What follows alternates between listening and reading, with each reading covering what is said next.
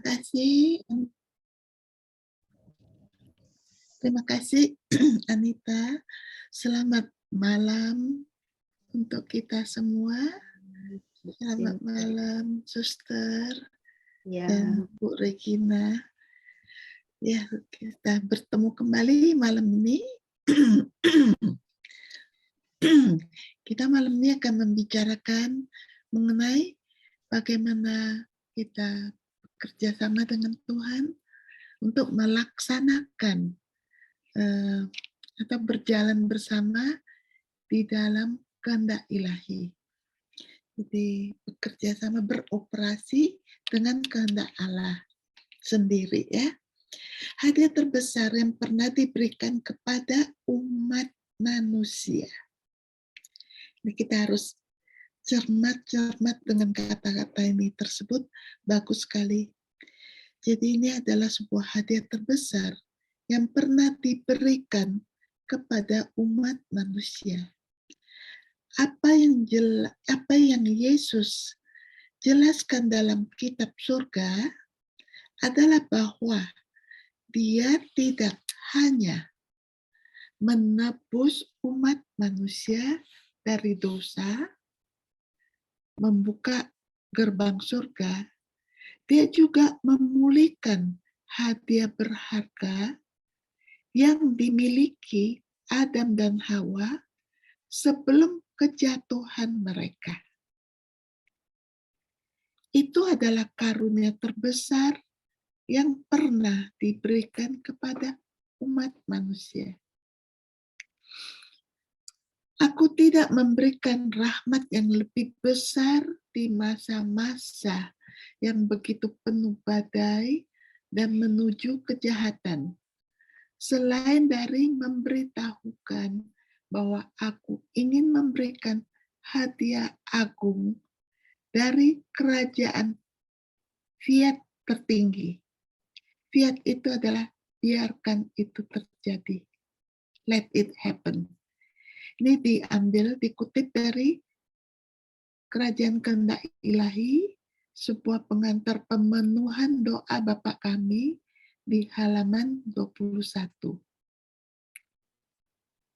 Aku ingin menukar keinginanku dengan keinginanmu, memenuhimu dengan cintaku yang paling lembut, dengan kekayaan dan kebahagiaanku, dengan kedamaian dan kebahagiaan murni. Aku tidak menginginkan apapun selain kehendakku untuk memerintah di antara kamu. Diambil dari Kerajaan Kehendak Ilahi, sebuah pengantar pemenuhan doa Bapa kami dari halaman 15. Ini penting kita dengar dengan baik ya bagian ini. Putriku, itu adalah hadiah agung yang Yesusmu buat untuk generasi manusia sebagai pemenuhan penebusanku. Cintaku belum puas. Penderitaanku tidak membawakanku kepuasan penuh. Aku masih ingin memberi. Aku ingin melihat surgaku di bumi di tengah anak-anakku. Oleh karena itu, segala sesuatu yang telah aku wujudkan tentang kehendakku terlampir dalam kata-kata ini saja. Jadilah kehendakmu di bumi seperti di surga. Oleh karena itu, beberapa hari sebelum naik ke surga, pertama-tama aku memutuskan untuk memberikan kehendakku di bumi seperti di surga. Dan setelah itu, aku mengajarkan Bapa kami, di mana aku tetap berkomitmen untuk memberikan karunia besar ini. Dan Yesusmu, ketika dia menyerahkan dirinya, tidak pernah gagal untuk menjaga firman-Nya. Dari volume 31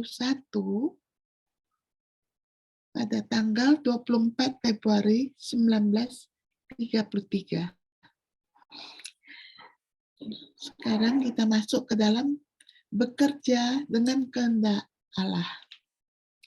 Karunia adalah penggunaan kehendak Tuhan itu sendiri. Berbagi kehendak Allah di antara Trinitas. Manusia dirancang dengan kehendak mereka sendiri dan kemampuan untuk beroperasi atau berjalan sebagai satu dengan Tuhan dengan menggabungkan kehendak mereka dengan kehendak Allah. Semuanya dalam damai karena semua hal mengikuti kehendak Allah. Mereka menipu diri mereka sendiri yang berpikir bahwa kebaikan kami yang tertinggi dan kebijaksanaan kami tanpa batas akan meninggalkan manusia hanya dengan manfaat penebusan, tanpa mengangkatnya sekali lagi ke keadaan semula yang pertama kali kami ciptakan. Demikian kata Yesus kepada Luisa di kereta atas nama Tritunggal Maha Kudus. Sekarang waktunya Yesus memulihkan karunia ini kepada kita setelah karya penebusannya. Namun, karunia itu tidak dijelaskan kepada umat manusia secara lengkap. Sampai Yesus mengungkapkan pengetahuan ini kepada Luisa. Mengapa? Karena Yesus menunggu sampai dia merasa itu adalah waktu yang tepat. Dan sekarang adalah waktunya. Kamu harus tahu bahwa hidup dalam kehendak kami adalah hadiah yang ingin diberikan oleh keagungan kami kepada makhluk ciptaan itu. Diambil dari kitab Surga volume 30 pada 30 April 1932. Era perdamaian akan datang. Melalui pengetahuan kitab surga dan dalam mengamalkan ajarannya, penggenapan doa Bapa kami akan terpenuhi. Kehendak Tuhan pada akhirnya akan datang untuk memerintah di bumi, sama seperti memerintah di surga. Dan ini akan terjadi oleh anak-anak Tuhan yang datang untuk memiliki kehendak Tuhan dan hidup dan bekerja di dalamnya. Kehendak Tuhan memerintah jiwa. Janji yang paling pasti bahwa pemerintahan kehendak ilahi ini akan datang memerintah dalam jiwa-jiwa adalah bahwa Yesus berdoa, Bapa kami, dan mengajar kita untuk melakukan hal yang sama.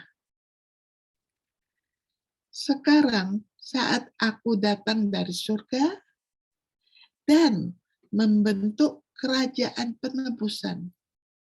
Sebelum berangkat dari bumi, aku membuat janji lain yang paling kusuk tentang kedatangan kerajaan kehendakku, yaitu di dalam doa Bapa kami. Berabad-abad telah berlalu, tetapi kerajaan dari kehendak ilahi pasti akan datang. Dan doaku sendiri kepada Bapa Surgawi, datanglah kerajaanmu, datanglah kehendakmu, dikenal di bumi seperti di surga, menandakan bahwa itu harus datang.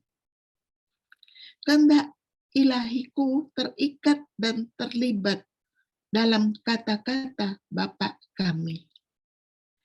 Dan ketika itu terikat, apa yang dijanjikannya lebih dari pasti, terutama karena semuanya telah disiapkan oleh aku.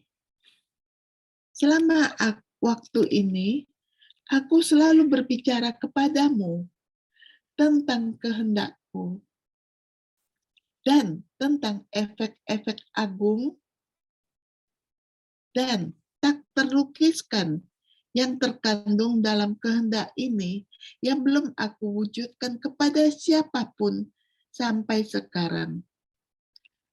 Bacalah sebanyak mungkin buku yang kamu inginkan, dan kamu akan melihat bahwa tidak satu pun dari mereka akan menemukan apa yang telah aku katakan kepadamu tentang kehendakku.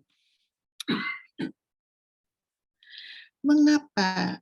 Itu dikutip dari volume 11 ya, tanggal 12 September 1913. Mengapa kita harus ingin bekerja dengan kehendak Tuhan?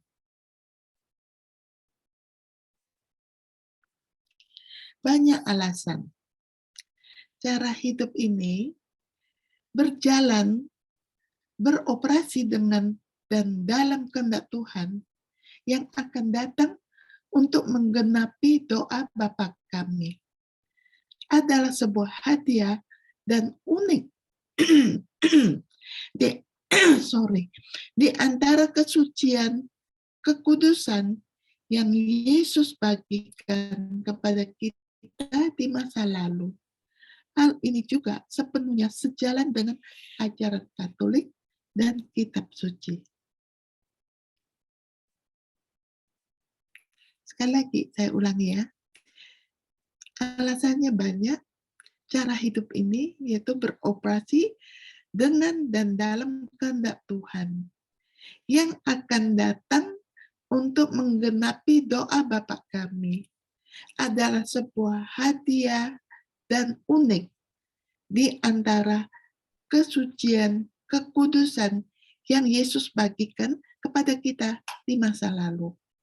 Hal ini juga sepenuhnya sejalan dengan ajaran Katolik dan kitab suci. Tindakan yang dilakukan dalam kehendakku yang membawa kekuatan kreatif di dalam diri mereka sendiri akan menjadi keselamatan baru bagi manusia dan turun dari surga, akan membawa semua barang ke atas bumi. Mereka akan membawa era baru dan menang atas kejahatan manusia. Karena itu, perbanyaklah perbuatanmu dalam kehendakku sehingga membentuk lengan, karunia, dan rahmat untuk turun ke tengah-tengah makhluk ciptaan dan memerangi mereka dengan cinta. Dari buku halaman 23, referensi volume 12, 26 April 1921. Putriku yang terberkati, Mereka yang hidup dalam kehendak-Ku dapat masuk kemana-mana dan dapat memberikan segalanya kepadaku. Mereka dapat memberikan kepadaku mama surgawiku, cinta yang dia miliki untukku, dan semua yang dia lakukan seolah-olah semua ini adalah milik mereka. Mereka dapat berhasil menduplikasi hidupku, dan kemudian karena cinta kepadaku, memberikannya kepadaku seolah-olah itu adalah milik mereka. Dari volume 35, 7 November 1937. Jikalau melakukan kehendak-Ku merupakan anugerah terbesar bagi orang-orang kudus yang di dalamnya hanya masuk dengan refleksinya. Bagaimana jadinya jika seseorang tidak hanya menerima refleksinya, tetapi juga masuk ke dalamnya dan menikmati kepenuhan sepenuhnya. Volume 16, tanggal 5 Agustus 1923. Mengapa tinggal di kehendak Tuhan begitu unik? Belum diketahui. Ini adalah rencana utama pengudusan Tuhan. Ini adalah hadiah terbesar yang pernah diberikan kepada umat manusia. Pembaharuan total kehidupan manusia. Yesus berbicara kepada Luisa Picareta, hamba kehendak ilahi, menyatakan hidup dalam kehendak ilahi memberi keteraturan kepada makhluk di kedalaman jiwa, di mana rahmat bergerak untuk mengosongkan dirinya dari apa yang dimiliki manusianya. Volume 17, tertanggal 18 September 1024. 1824 mungkin ya. Dalam salah satu kunjungan lanjutan ke Luisa, Yesus memberikan pesan ini kepadanya. Inilah sebabnya aku sering berbicara kepadamu tentang hidup dalam kehendak-Ku, yang sampai sekarang belum aku nyatakan kepada siapapun. Paling-paling mereka telah mengetahui bayangan kehendak-Ku, rahmat, kemanisan yang terkandung di dalamnya. Tetapi untuk menembus ke dalam sana, untuk merangkul luasnya, untuk melipat gandakan diri sendiri dengan aku, dan menebus kemana-mana, bahkan saat berada di bumi, dan ke surga dan dalam hati, untuk membuang cara manusia dan bertindak dengan cara ilahi, belum diketahui. Cara hidup dalam kehendak ilahi bukanlah pengabdian. Tidak. Ini adalah cara hidup untuk menjalani setiap saat dalam kehendak Tuhan. Untuk bekerja dengan Tuhan sendiri. Karena Tuhan mengembalikan kepada kita kasih karunia asli yang diberikan kepada Adam dan Hawa sebelum mereka melakukan dosa asal, memakan buah yang Tuhan minta untuk mereka tidak makan, untuk tidak mereka makan. Kerajaannya di bumi selama 2000 tahun. Kami telah berdoa apa yang Yesus ajarkan kepada kami, Bapa kami, datanglah kerajaan-Mu seperti di bumi, seperti di surga. Sekarang adalah waktu pemenuhannya di bumi. Apa yang paling Tuhan hargai adalah bahwa kehendaknya terjadi di dalam kita. Tetapi Dia tidak hanya ingin kita melakukan kehendaknya. Dia ingin kita berbagi kehendaknya dengan sesama kita. Apakah tulisan Luisa dipelajari oleh gereja? Ya, salah satu imam di zaman kita yang telah mempelajari tulisan-tulisan Luisa secara intensif adalah Father Iannucci. Dia diminta oleh Pontifical College di Roma untuk menulis gelar PhD doktoral atas karunia ilahi ini. Jadi inilah bagian yang saya bisa bagikan untuk hari ini. Tapi banyak sekali kata-kata yang begitu indah yang Yesus berikan kepada Luisa Picaretta yang bisa kita coba renungkan kembali setelah selesai pengajaran ini. Coba diulangi kembali dan diperhatikan satu persatu bagaimana kehendak Tuhan memulihkan hubungan yang awal-awal pertama sebelum Adam dan Hawa jatuh ke dalam dosa. Itu yang Tuhan ingin berikan kepada kita semua untuk menikmati, untuk merasakan di bumi ini. Ini sangat indah sekali. Terima kasih Anita, saya kembalikan kepada Anita.